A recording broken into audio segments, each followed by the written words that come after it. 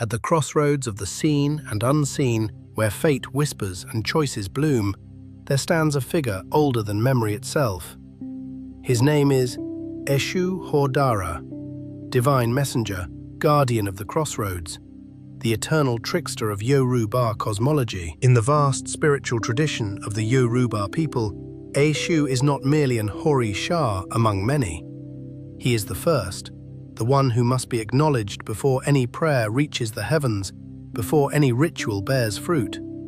Without Eshu, there is no communication between humanity and the divine.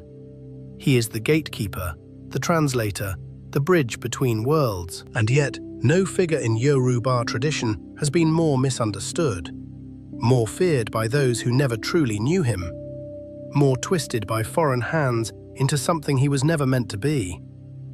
This is the story of Eshu Odara, as he truly is. Picture a dusty road beneath a blazing West African sun. Two friends, inseparable since childhood, walk together on either side of the path. Between them strolls a stranger in a magnificent hat, vivid red on one side, deep black on the other. After the stranger passes, one friend says, "Did you see that man in the red hat?" The other frowns. "Red? That hat was clearly black."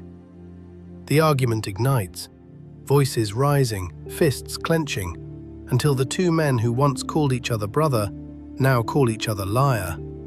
And somewhere, just beyond the bend in the road, Eshu smiles. This is not cruelty. This is the teaching. Eshu reveals that perspective is not truth, it is only a window. Two honest men can see the same thing and arrive at opposite conclusions, and both can be right. The moment we insist that our window is the only one, we have already lost. Now imagine a lonely crossroads at dusk. A farmer approaches, carrying a sack of yams from the market. At the junction, he finds a pouch of cowrie shells, wealth enough to change his life. No one is watching, no one would ever know. But Eshu is always watching. The farmer pauses, looks around, and places the pouch on a stone where its owner might find it. In that moment, Eshu has measured the man's character, not to punish, but to know. For in Yoruba cosmology, Eshu serves as the essential intermediary between humans and the Orishas. When a devotee makes an offering to Ogun, the fierce lord of iron and war, it is Eshu who carries the message. When Horun Mila, the Orisha of wisdom and divination, speaks through the sacred verses of Ifa, it is Eshu who ensures those words arrive uncorrupted. This is why every Baba La Wo, every priest of Ifa divination, must honor Eshu first, before all others. Not out of fear, but out of respect. Because without the messenger, there is no message. Without the crossroads, there is no journey. When European missionaries arrived on the shores of West Africa, they carried with them a spiritual framework built on a single, unshakable axis: good versus evil, God versus the devil, light versus darkness. And when they encountered Eshu, this playful, unpredictable figure who dwelt at crossroads and delighted in testing mortals, they saw only one thing: Satan. The colonial equation was deliberate and devastating. By casting Eshu as the Christian devil, missionaries sought to dismantle the very foundation of Yoruba spirituality. But this equation is fundamentally, profoundly wrong. Yoruba cosmology has no concept of absolute evil. There is no fallen angel, no eternal adversary waging war against the divine. Eshu does not tempt people toward damnation. He tests them toward growth. The difference is everything. Islamic encounters in West Africa followed a similar pattern. As Islam spread through trade routes and conquest, some syncretic traditions absorbed elements of Eshu into their spiritual vocabulary. But others, particularly more orthodox movements, demonized him in much the same way Christianity had, reducing a complex divine figure into a simple villain. And then there is Judaism, where the parallel is perhaps the most revealing. Eshu is not referenced in Jewish tradition. There is no direct connection, but the comparison is illuminating. In the Hebrew Bible, the figure called Shaitan is not a demon or a devil. He is a prosecuting angel, a tester of faith, an agent of the divine court who challenges humanity not out of malice, but by sacred appointment. These are parallels, not genealogies.